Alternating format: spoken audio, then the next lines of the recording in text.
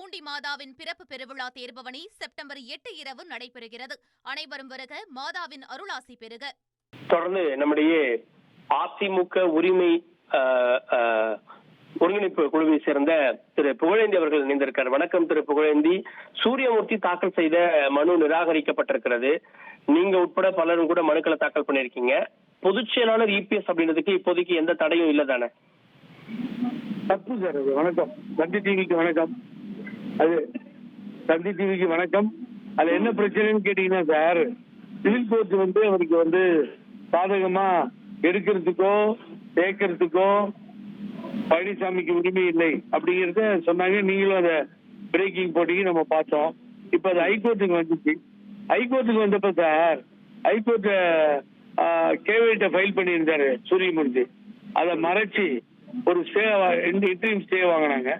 இப்ப என்னாச்சுன்னு கேட்டீங்கன்னா, அப்புறம் ஜட்ஜி அதை கண்டுபிடிச்சு ஸ்டே வாபஸ் வாங்கிட்டாரு. ரொம்ப தப்பானது, பிளே ஃப்ராட் அப்படின்னு சொல்லுவாங்க. இப்போ மறுபடியும் இந்த கேஸ் வந்தா, இப்போ அது இந்த கேஸ் டிஸ்மிஸ் பண்ணிட்டார். அவருக்கு சாதகமா வந்தது ஹைகோர்ட்டுக்கு தள்ளுபடி செய்யப்பட்டது. இதுதான் இந்த வழக்கினுடைய தன்மை.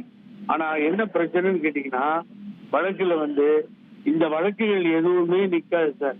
எய்தர் மெட்ராஸ் ஹைகோர்ட்ல இருந்து எக்ஸப்ட் தேர்தல் ஆணையம் விசாரணை நடத்த சொன்ன வழக்கை விட்டீங்கன்னா, as per the supreme court judgment படி தருகே அந்த வழக்குகள்லாம் எங்க போய் முடியும்னு கேட்டீங்கன்னா, அந்த civil dispute, civil case pending இருக்கிறது தான் முடிவு பண்ணணும்.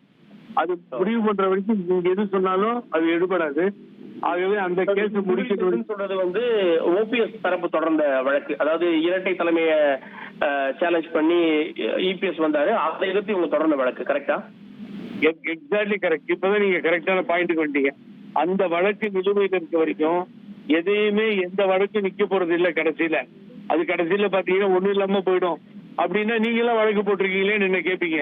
நான் போட்டது கண்டெம்ட் போட்டிருக்கேன் டெல்லி ஹைகோர்ட்ல. இப்ப என்ன ஆச்சுன்னா, ஃபர்ஸ்ட் டைம் கண்டெம்ட் 3 பேருக்கும் 3 தேர்தல் ஆணையர்களுக்கும் கண்டெம்ட் நோட்டீஸ் இஷ்யூ ஆயிடுச்சு. ஏன்னா டெல்லி உயர்நீதிமன்றம் உத்தரவு பிறப்பித்ததை அதை இந்த தேர்தல் ஆணையம் நிறைவேற்றாமல் போனதால் 2 தடவை போட்டேன். இப்ப 3வது தடவை வரும்போது ஜட்ஜி கண்டிச்சு, நீங்க ஏன் அதை நிறைவேற்றல அப்படின்னு சொல்லி, இதே ரெட்டேலி சம்பந்தமான வழக்கு தான்.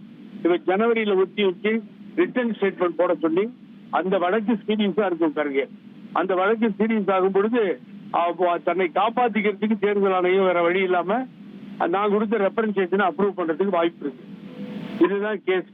இன்னைக்கு கேஸ் தள்ளுபடி செய்யப்பட்டது உண்மை. அது இதுதான் நிக்காதுங்கிறது என்னுடைய பொதுவான கருத்து.